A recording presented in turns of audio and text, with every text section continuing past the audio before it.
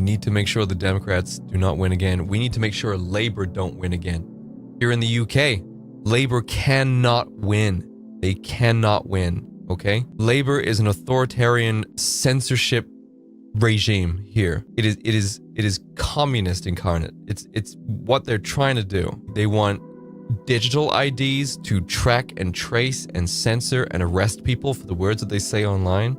Then they wanted to cancel and censor and remove X from Brits being able to use X, Twitter, because they know the truth is on there. Starmer knows he gets his ass kicked on there.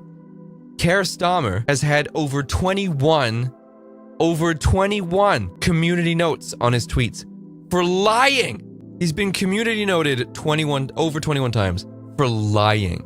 And that shit works in the UK because the mainstream media is on his side, the newspapers are on his side, and social media is primarily America focused. It's America centric, except for a few Facebook groups.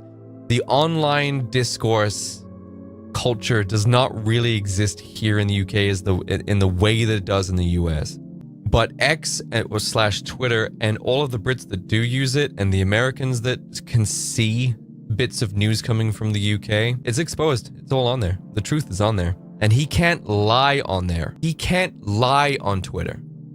And he knows he can't lie on Twitter because he keeps getting ratioed. More comments than likes. People telling him to shut the fuck up, that he's lying, that it's wrong. People providing proof that it's wrong and that he's lying. He can go on TV and spout a load of bullshit, and all of the national news networks will be like, Kier Starmer said some really cool stuff that you should totally believe. And all the newspapers will be licking his ass. But then over on X, he can't lie because he get called out for lying.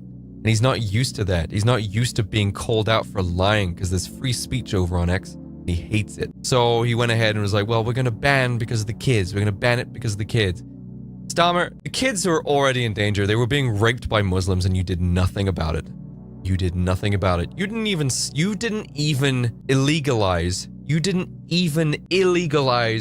cousin marriage because you didn't want to piss off the Muslims in the UK. He stood in the House of Commons. He stood in Parliament.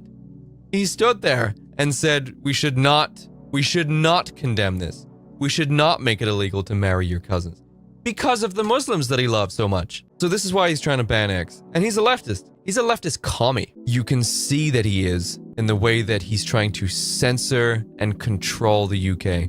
He's already cancelled elections because he knows that they won't win. He's cancelled local and mayoral elections twice because he knows that his side is not going to win. His boys, his friends, his insiders, they're not going to win. So he's cancelled them. I didn't even know he could do that. Now they're in Parliament talking about the fact that the British public has called for a snap general election. And a general election is the ones where we get to decide who our prime minister is. They want a snap election. They want to get him the fuck out. He is being rejected. He is being rejected like a splinter. The UK, the general public, the people do not like him.